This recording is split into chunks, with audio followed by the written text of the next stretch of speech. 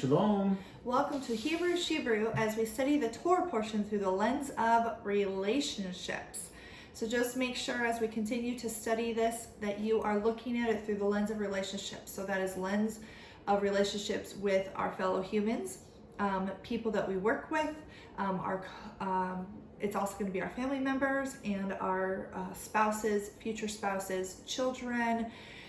Every human being that you can possibly think of, that is the way we're looking at it. So this is through the lens of relationships when it comes to our fellow humans. So as we dig in, it might be a little bit different than what you're used to, and we hope you guys enjoy it. And so let's go.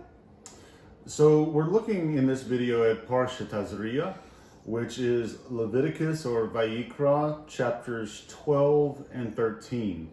Tazria basically means conceived or pregnant or with seed, and that comes from some of the first unique words that's in these chapters. So we're going to go ahead and read chapter 12. It's a short chapter, and it goes like this. And Adonai spoke to Moshe, saying, Speak to the children of Israel, saying, When a woman has conceived and has given birth to a male child, then she shall be unclean 7 days. As in the days of her monthly separation, she is unclean. And on the 8th day, the flesh of his foreskin is circumcised. And she remains in the blood of her cleansing 33 days. She does not touch whatever is set apart, and she does not come into the set apart place until the days of her cleansing are completed. But if she gives birth to a female child, then she shall be unclean for 2 weeks, as in her monthly separation, and she remains in the blood of her cleansing for 66 days. And when the days of her cleansing are completed, for a son or for a daughter, she brings to the priest a lamb a year old as an ascending offering, and a young pigeon or a turtle dove as a sin offering, to the door of the tent of appointment. And he shall bring it before Adonai and make atonement for her, and she shall be cleansed from the flow of her blood. This is the Torah for her who has given birth to a male or female. And if she is not able to bring a lamb, then she shall bring 2 turtle doves or 2 young pigeons, one as an ascending offering and the other as a sin offering. And the priest shall make atonement for her, and she shall be clean. So chapter 12 gives us some instructions concerning the birth of children. The time of separation required for the mother due to giving birth, the required sacrifices when her days of separation are completed, and the instructions regarding circumcision on the 8th day. So what we are tasked to do is find out what can we learn about our relationships, especially in our modern circumstances, from these instructions that we get concerning childbirth. One thing that we can talk about is you may already have children, both you and the person that you're considering for marriage. But do you and this person you're considering for marriage want to have more children together? Or would you possibly want to adopt children together? That's a good thing to go ahead and discuss. Yeah, it is. It's a matter of just having those conversations.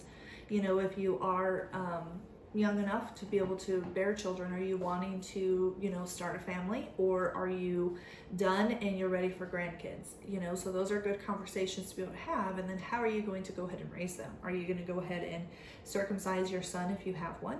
Are you going to go ahead and do the purification time frame for having a male child or a female child? Those are good questions to be able to go ahead and have. There's different people who will go ahead and separate themselves from their spouse during that entire time frame. And so it's a matter of just discussing some of those questions of how are you going to go ahead and do this, in the world that we live in the houses that we live in. How are you going to go ahead and separate yourself and then come back together again? Yeah, it's just a matter of it's okay to have a difference of opinion. Mm-hmm. But you want to talk about it beforehand, yeah, and come to an agreement, a unity of opinion, whichever way you choose to go, yeah, so that you don't have to decide that stuff after the fact. Correct. Yeah. Yep. And basically, these instructions are meaning that they're given to start your children's lives out on the right course. Mm-hmm. Now, as we continue to study the Torah portions, especially Devarim, Deuteronomy, we're going to discuss next steps in the teaching and training of your children in the ways of Adonai and the ways of Yah. So stay tuned for that. So now we're going to move on to chapter 13. And it's going to give us some instructions about, it's called the Metzorah. Most translations say leper. And a infection or disease called zarat, which is often translated as leprosy. It's not what we would know as leprosy today, but we're not going to talk about that. It talks about these things both in humans and in clothing as we go throughout chapter 13, and in the next week it'll also talk about houses and things of that nature. But there's 5 things that we want to talk about through the course of this chapter that's talking about this zarat, this scale disease, and how can we glean things about our relationships from this portion of Scripture. So there's 5 things, and we'll get into each of these after I just tell you the issues. One is the idea of there are surface infections, and then there's infections that are beneath the surface or deeper than the skin.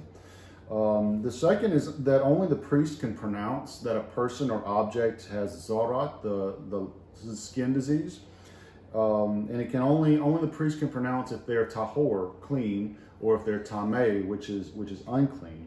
And also only the priest can pronounce if a person or object has transitioned from tameh to tahor, from unclean to clean, or if they've been healed of this infection. So that's the second point. The third is that the priest may require or impose a quarantine or a time of separation for the one who has an appearance of the zarat, or for an object.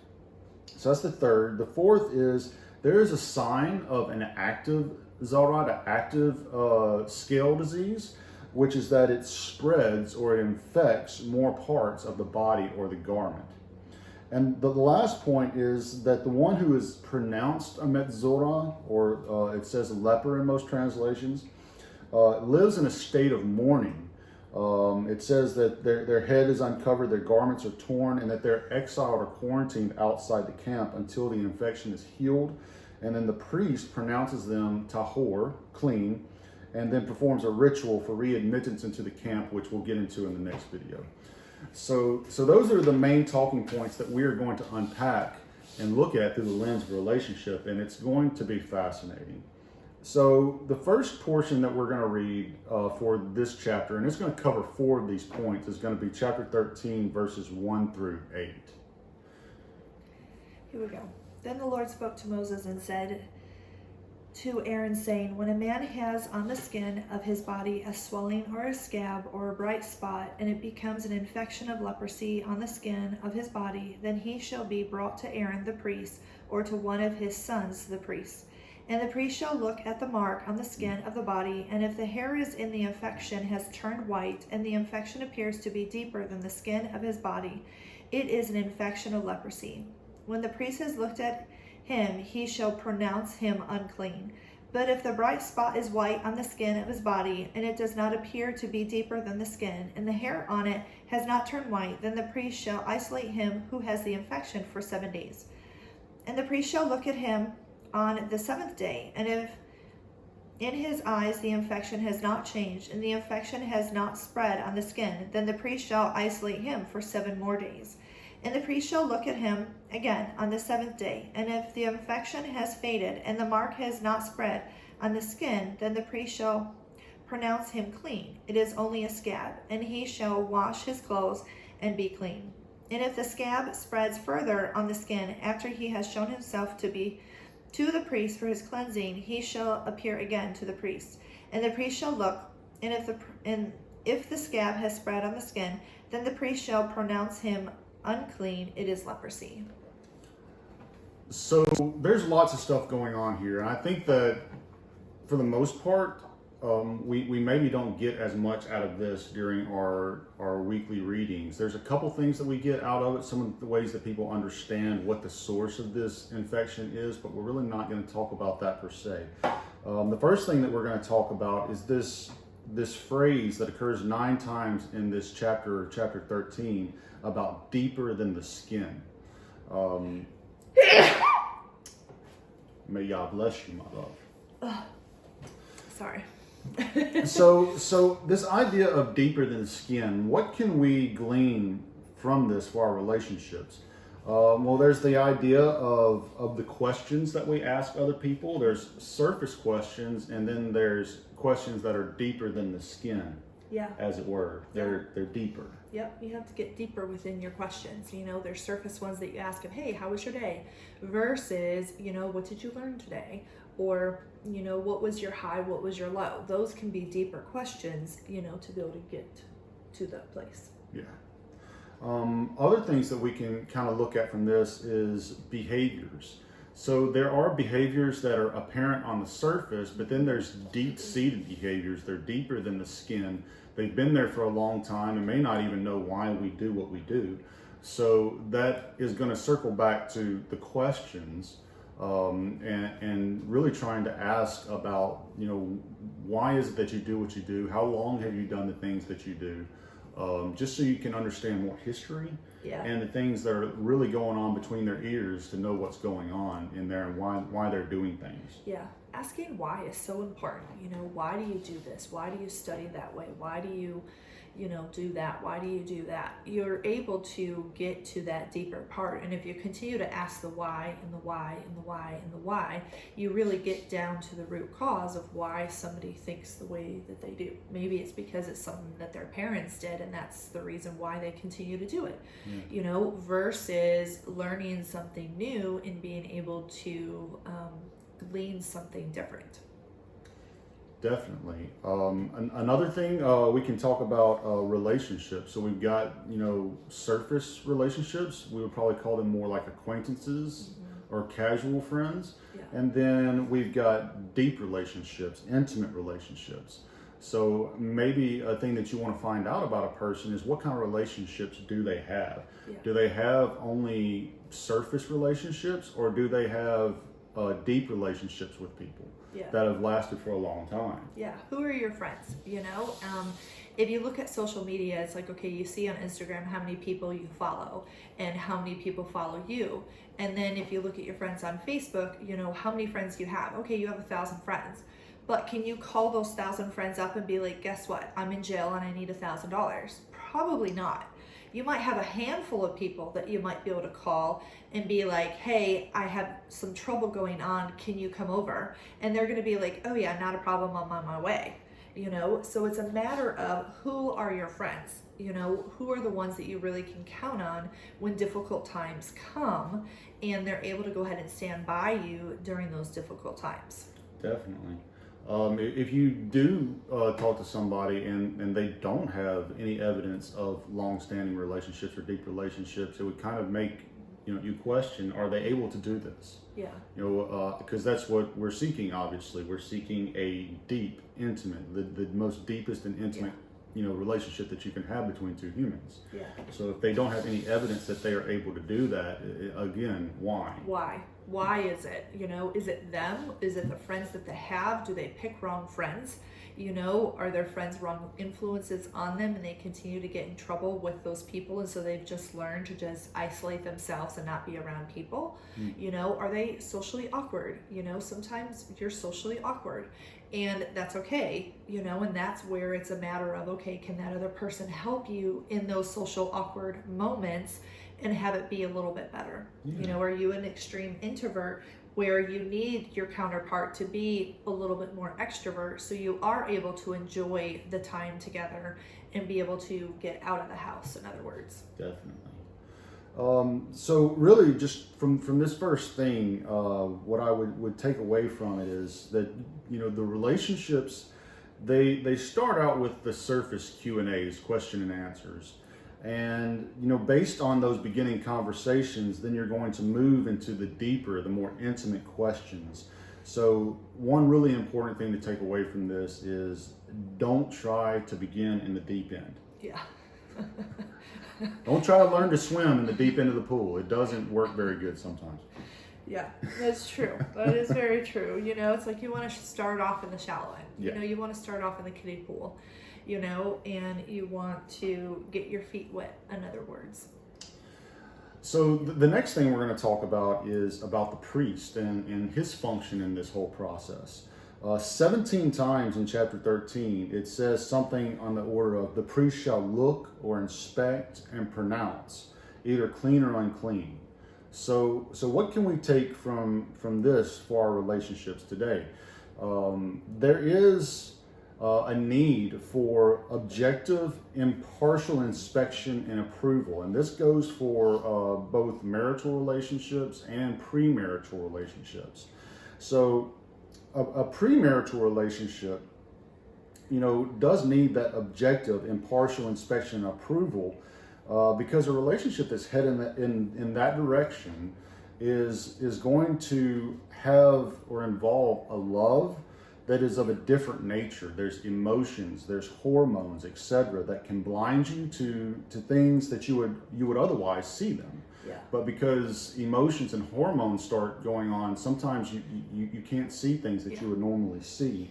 So that outside inspection and approval, in other words, premarital counseling, that is something that is very important, so that each of you can see, you can actually perceive the things that you need to see. Exactly. You need to get that other perspective, and it's good to be able to ask your friends, your family. That's why it's really good to be able to visit each other if you're dealing with a long distance relationship. You want to be able to know who their friends are. They want to be able to know who your friends are, and to be able to spend time with each other to be able to see sort of that. And you want to do it objectively. You want to sort of sit back and watch and observe, okay, how do they handle their family? How do they sit and engage with their family? What is their circumstances? What is the relationship, and why do they react that way? And so it's good to be able to just sit back and sort of see that, but also observe it as well. Go into it with open eyes and ask your friends and your family and be like, okay, can you tell me a little bit about this? Like, why do you think this of this person?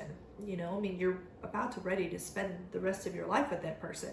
And so you want to be able to look at it objectively and be like, okay, can this person fit in my life? And do I fit into their life?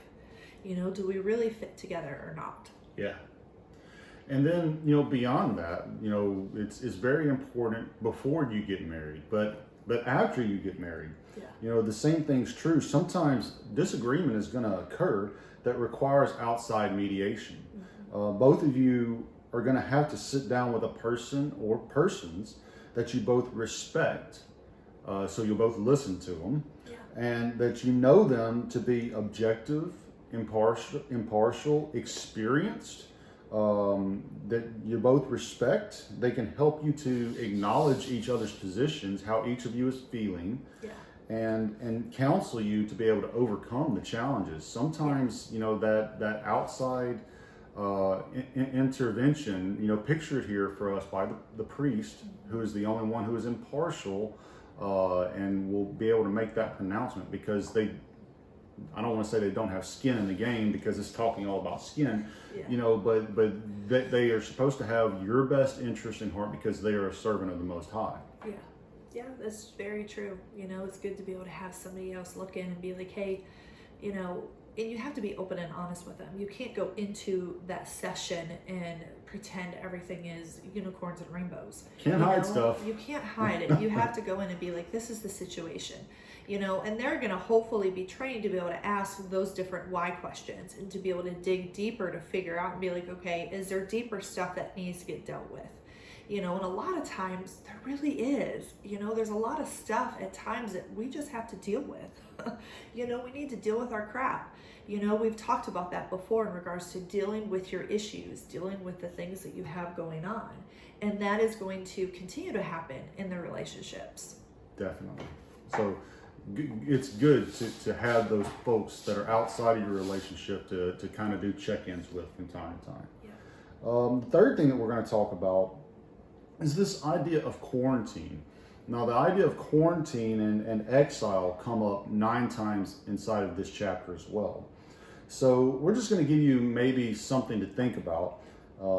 Let's say that you're having a conversation, with a prospective spouse, or even with your spouse for that matter, and an idea or a comment, maybe some kind of a teaching or doctrinal position comes up, but you may not be able to process it immediately. It's a good idea to go ahead and quarantine that idea, that comment, that doctrinal position, and then agree to come back to it at an agreed upon later time. In other words, as it says in this chapter, 7 days. that it seems like there's an issue going on, so we're going to quarantine this thing for 7 days, and then we're going to come back and we're going to look at it again and see what it is. So there's a euphemism that we use, especially here in the South, and we'll say, well, I'm going to let that simmer on the back burner. And that's an euphemism for quarantining an idea and being able to process it and think about it for a while. Yeah. But you have to look at it in a certain way. Anything that you agree to shelf has to be brought back at a later time. You can't allow something that is a possible infection to just linger in the back of your mind unchecked. You do have to deal with it, but you may need to quarantine it for a certain amount of time so that you have time to process it. Yeah, another phrase that a lot of people say is, I'm going to put this on the shelf, and you sort of do that, and maybe it's for a day, maybe it's for 2 days, maybe you decide, okay, let's come back to this tomorrow and talk a little bit more about it, or maybe you go both watch that teaching separately and then come back together again to be able to understand it a little bit more. But it's a matter of dealing with that issue.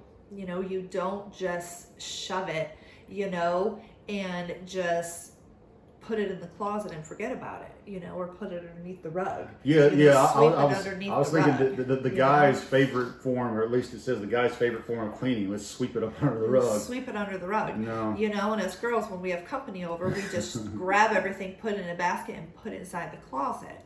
Well, you can't do that in life. You have to deal with your stuff, and you also have to talk about it as well. So it's a matter of taking that moment and be like, okay, let's come back again and talk about this later on, because maybe it is a heated discussion and you need a second to be able to think about it first, process it, and then talk about it. And that's okay to go ahead and do, because you don't want the infection to continue to bury its little head and to be able to dig roots into your life. To fester. Ugh. Yeah. Not good. So definitely, quarantine is not a bad thing necessarily. It can be a useful tool. Yeah. The next thing that we're going to talk about, there's a Hebrew word in here. It's pasah, and it occurs 19 times in chapter 13, and in 4 of the occurrences it's said twice. So it's like a double emphasis. So it's really trying to drive a point home. Yeah. And pasam is the idea of spread, to spread, something that is spreading. In verses 51 and 52, it talks about it being a sign of active zarat or active leprosy, and it's talking about that in clothing. But also, if we look at some of the other occurrences, it's talking about if it's spreading, then it's active. Yeah. It doesn't maybe say active, but if it's spreading, it's active. Yeah. And this idea of spreading, it's a determining factor in whether or not the priest pronounces a person tahor, clean, or tameh, unclean. Mm-hmm. So what is it that we can learn, from this? One big takeaway that I would say is that we take on the characteristics of the people we spend our time with. Yeah.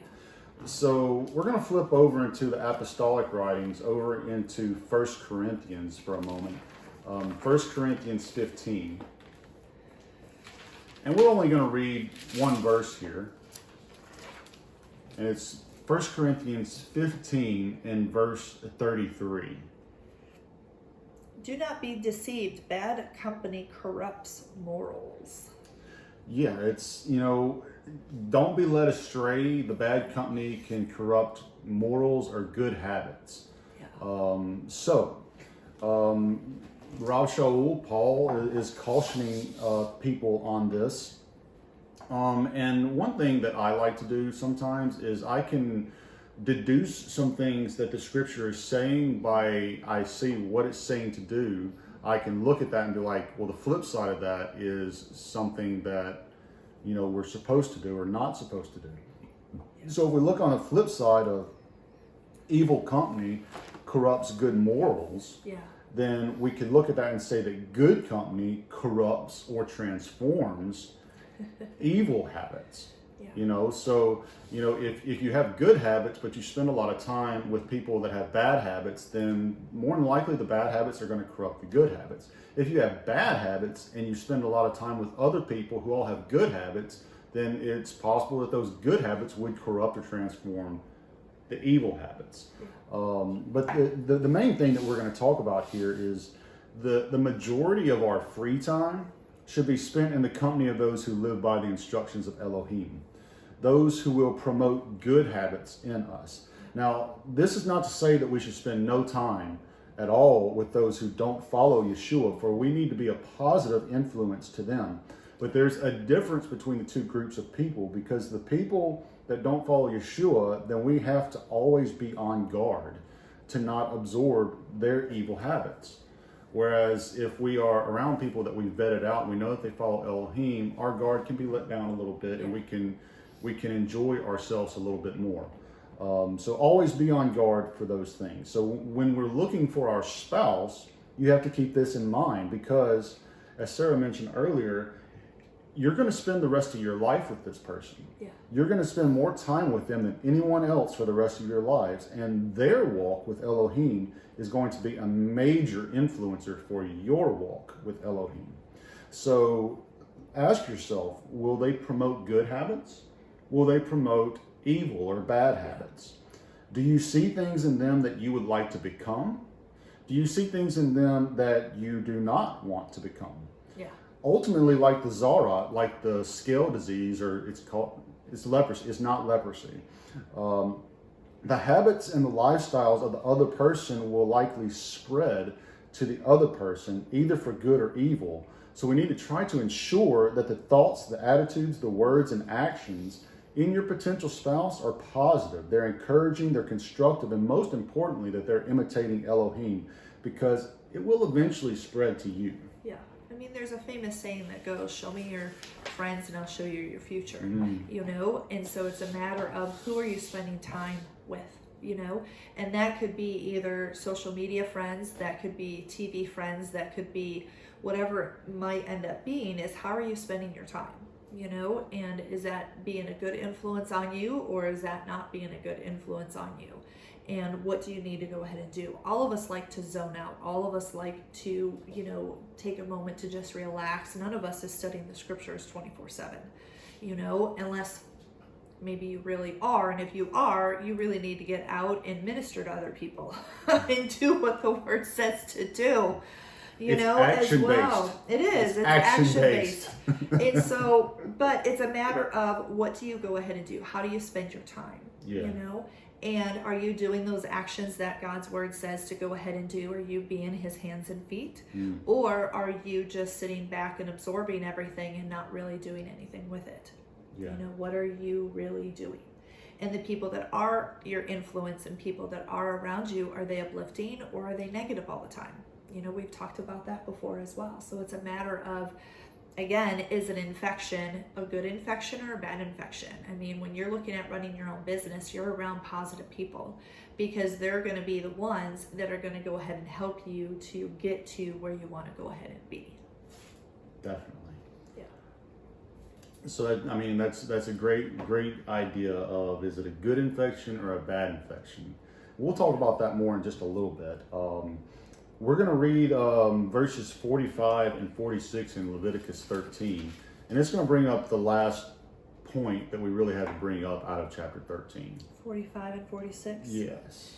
As for the leper who has the infection, his clothes shall be torn, and the hair of his head shall be uncovered, and he shall cover his mustache and cry, unclean, unclean.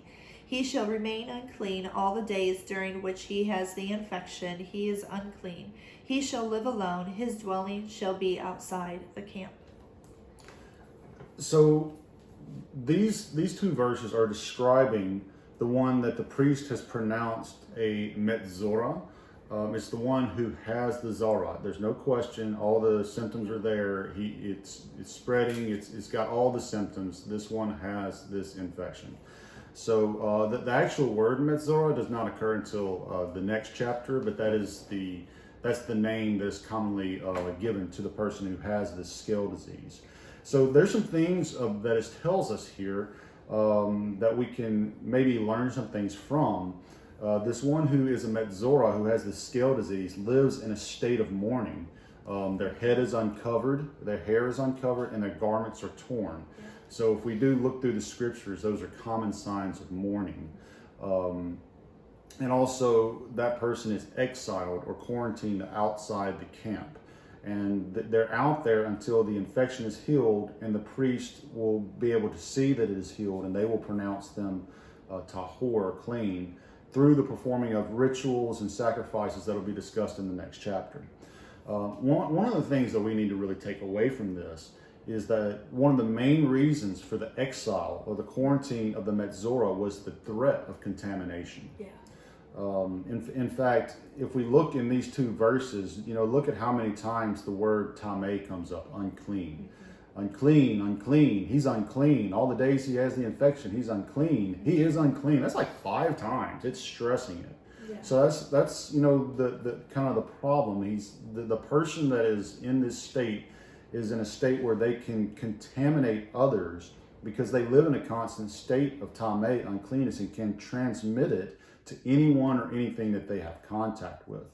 And this relates closely to the last topic we discussed, the spreading of undesirable habits or character traits or words, just picking up those unwanted behaviors. They spread very easily. Yeah. We're going to look again into 1 Corinthians, and this time we're going to go to chapter 5. And we're going to read a little bit more of this here. Just because we really have to read actually this whole chapter to really pick up, all the details that are going on. Chapter 5 begins as this. It is commonly reported that there is whoring among you, and such whoring as is not even named among the nations, so as one to have his father's wife. And you have been puffed up and did not rather mourn, so that he who has done this deed be removed from among you. For I indeed, as absent in body, but present in spirit, have already judged the one who did this, as though I were present. In the name of our Master Yeshua Messiah, when you are gathered together, and my spirit, with the power of our Master Yeshua Messiah, deliver such a one to Satan for destruction of the flesh, in order that his spirit be saved in the day of the Master Yeshua. Your boasting is not good. Do you not know that a little leaven leavens the entire lump? Therefore cleanse out the old leaven, so that you are a new lump, as you are unleavened. For also Messiah our Pesach was slaughtered for us. So then, let us celebrate the festival not with old leaven, nor with the leaven of evil and wickedness, but with the unleavened bread of sincerity and truth. I wrote to you in my letter not to keep company with those who whore. And I certainly did not mean with those of the world who whore, or with the greedy of gain, or swindlers, or idolaters, since then you would need to go out of the world. But now I have written to you not to keep company with anyone called a brother, if he is one who whores, or is greedy of gain, or is an idolater, or a reviler, or a drunkard, or a swindler, not even to eat with such a one. For what have I to do with judging outsiders? Do you not judge those who are inside? But Elohim judges those who are outside, and put away the wicked one from among you. Whew. Now, that's a difficult chapter.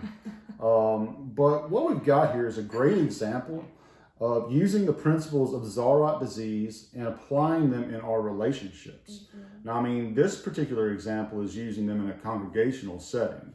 Mm-hmm. But there's some things that we really do have to look at here. Now, it's not for the majority of the covenant community of Israel to judge and quarantine other members of the community. That responsibility falls on the leadership of the body, as it was on Rav Shaul. As he said, he judged. And if we look at other places, we definitely know judging is not a good thing to do. Yeah. Yeshua said not to judge. Yeah. But we have to understand exactly what he was talking about there. We're going to read in Yaakov and James in a little bit also about, there being one judge, and it's not us. So what we have to do is determine if it is acceptable for us to be around or engage in the behavior of others. This is using judgment. Yeah. Now, we can't know or judge why they are doing what they are doing. We can't understand their motives. We don't know the full picture. We can't be judges. Mm-hmm. But what we can do is use good judgment, good discernment, if that's a better word for you, to use discernment whether or not we should be around them, especially in light of this spreading that we were talking about. Yeah.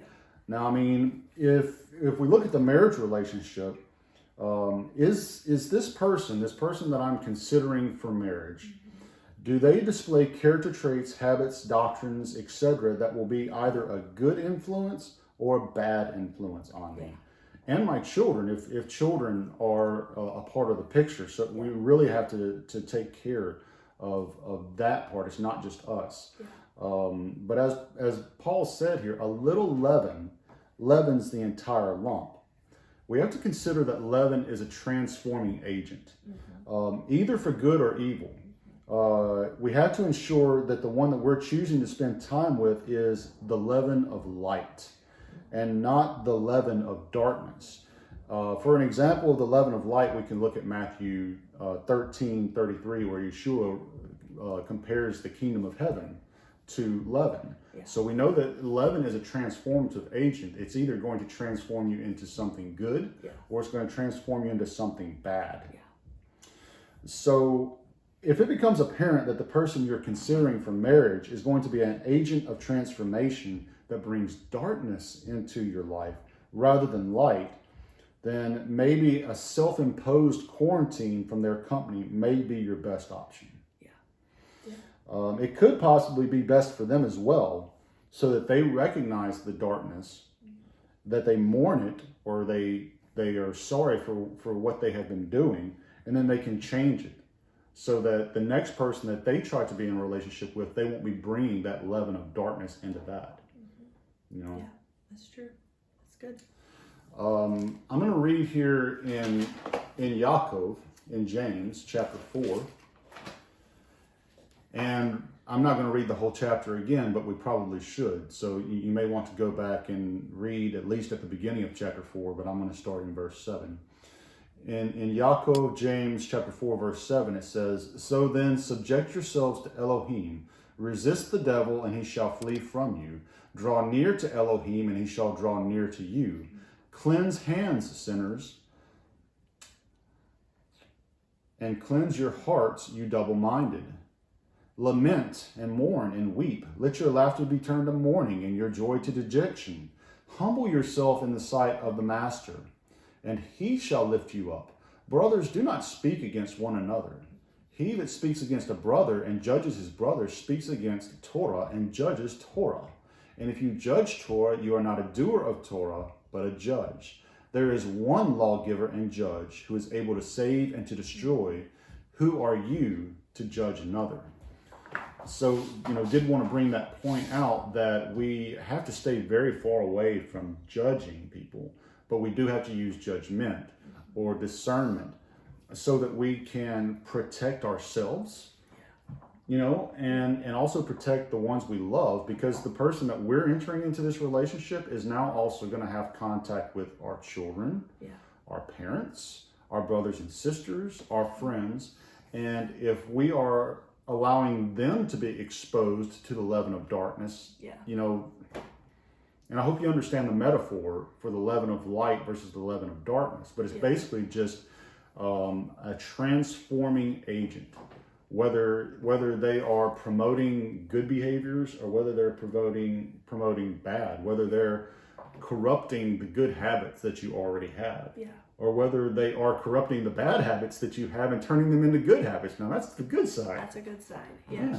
It's the same thing, as parents, you want the best for your kids. So when you are raising your kids and you have a 10 to a teenager, you are looking for kids that are going to be a good influence, on your children. Do your friends' kids sit and play video games all day about death?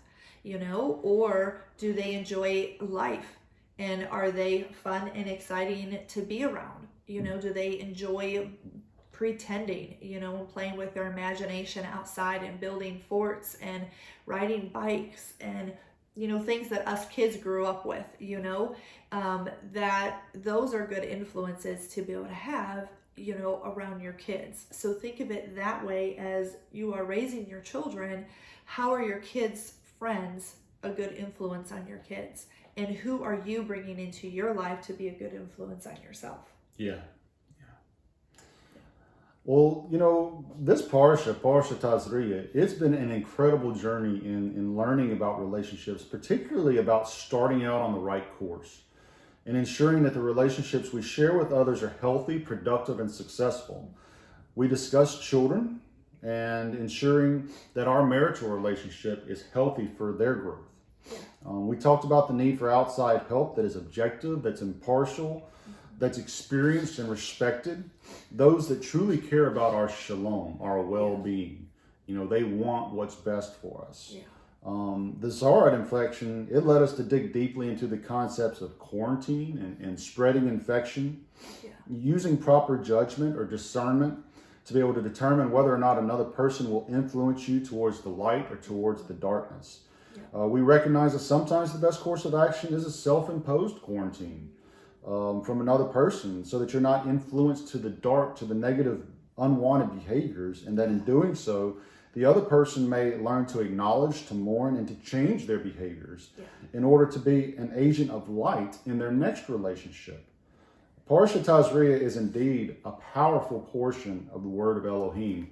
And we hope that, like us, you've been able to see it in an incredibly different light through this study. Yeah, completely different, and we are glad you are here. Make sure you continue to like and subscribe. You can follow us on Facebook and on Instagram as well. And of course, if you are looking for your spouse, we would love for you to go ahead and join us on HebrewShebrew.com. It is a great place of where the foundation of Yeshua is already there. And the next part is to just communicate with people and get to know fellow believers that follow the same thing you do. So we hope you have a fantastic day, and we will see you later. Bye. Bye.